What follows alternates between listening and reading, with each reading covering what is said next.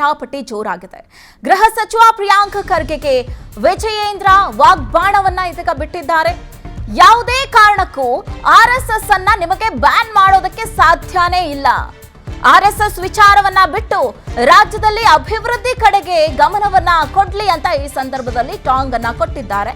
ಇನ್ನು ಬೆಂಗಳೂರಿನ ವಿಧಾನಸೌಧದಲ್ಲಿ ವಿಜಯೇಂದ್ರ ಈ ರೀತಿಯಾಗಿ ಹೇಳಿಕೆಯನ್ನ ಕೊಟ್ಟಿರುವಂತದ್ದು. ಪ್ರಿಯಾಂಕ್ ಖರ್ಗೆಗೆ ವಿಜಯೇಂದ್ರ ಈ ರೀತಿಯಾಗಿ ಟಾಂಗ್ ಕೊಟ್ಟಿದ್ದಾರೆ. ಬೆಂಗಳೂರಿನಲ್ಲಿ ಇವತ್ತು ಮಾತನಾಡಿರುವಂತಹ ವಿಜಯೇಂದ್ರ ಅವರು ಆರ್ಎಸ್ಎಸ್ ವಿಚಾರವಾಗಿ ಪ್ರಿಯಾಂಕ್ ಖರ್ಗೆಗೆ ಇದೀಗ ಟಾಂಗ್ ಅನ್ನ ಕೊಟ್ಟಿರುವಂತದ್ದು.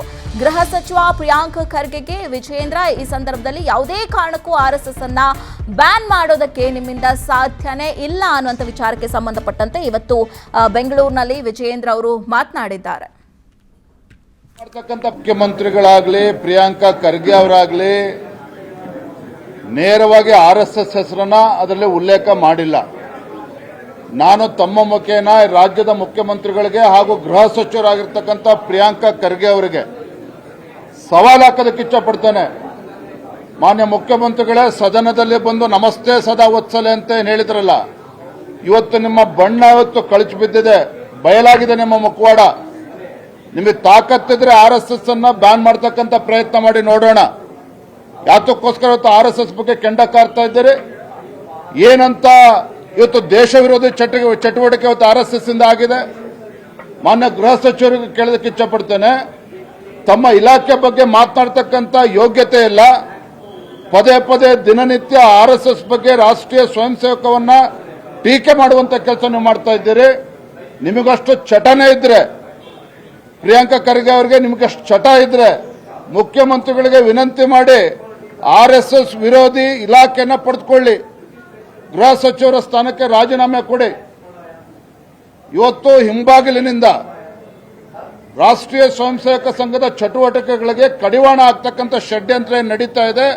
ಖಂಡಿತ ಇದು ಸಾಧ್ಯ ಇಲ್ಲ. ಖಂಡಿತ ಇದು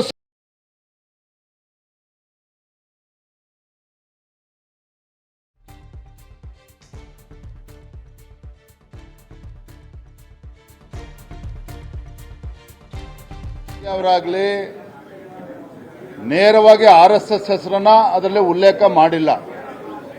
ನಾನು ತಮ್ಮ ಮುಖೇನ ರಾಜ್ಯದ ಮುಖ್ಯಮಂತ್ರಿಗಳಿಗೆ ಹಾಗೂ ಗೃಹ ಸಚಿವರಾಗಿರ್ತಕ್ಕಂಥ ಪ್ರಿಯಾಂಕ ಖರ್ಗೆ ಅವರಿಗೆ ಸವಾಲು ಹಾಕೋದಕ್ಕೆ ಇಷ್ಟಪಡ್ತೇನೆ. ಮಾನ್ಯ ಮುಖ್ಯಮಂತ್ರಿಗಳೇ, ಸದನದಲ್ಲಿ ಬಂದು ನಮಸ್ತೆ ಸದಾ ವತ್ಸಲೆ ಅಂತ ಹೇಳಿದ್ರಲ್ಲ, ಇವತ್ತು ನಿಮ್ಮ ಬಣ್ಣ ಇವತ್ತು ಕಳಚಿ ಬಿದ್ದಿದೆ, ಬಯಲಾಗಿದೆ ನಿಮ್ಮ ಮುಖವಾಡ. ನಿಮಗೆ ತಾಕತ್ತಿದ್ರೆ ಆರ್ಎಸ್ಎಸ್ ಅನ್ನ ಬ್ಯಾನ್ ಮಾಡ್ತಕ್ಕಂಥ ಪ್ರಯತ್ನ ಮಾಡಿ ನೋಡೋಣ. ಯಾತಕ್ಕೋಸ್ಕರ ಇವತ್ತು ಆರ್ಎಸ್ಎಸ್ ಬಗ್ಗೆ ಕೆಂಡ ಕಾರ್ತಾ ಇದ್ದೀರಿ?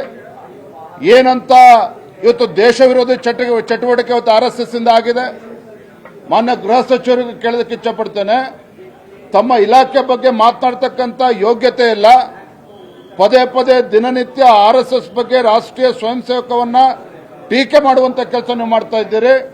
ನಿಮಗಷ್ಟು ಚಟನೆ ಇದ್ರೆ, ಪ್ರಿಯಾಂಕ ಖರ್ಗೆ ಅವರಿಗೆ ನಿಮಗಷ್ಟು ಚಟ ಇದ್ರೆ ಮುಖ್ಯಮಂತ್ರಿಗಳಿಗೆ ವಿನಂತಿ ಮಾಡಿ ಆರ್ಎಸ್ಎಸ್ ವಿರೋಧಿ ಇಲಾಖೆಯನ್ನ ಪಡೆದುಕೊಳ್ಳಿ, ಗೃಹ ಸಚಿವರ ಸ್ಥಾನಕ್ಕೆ ರಾಜೀನಾಮೆ ಕೊಡಿ.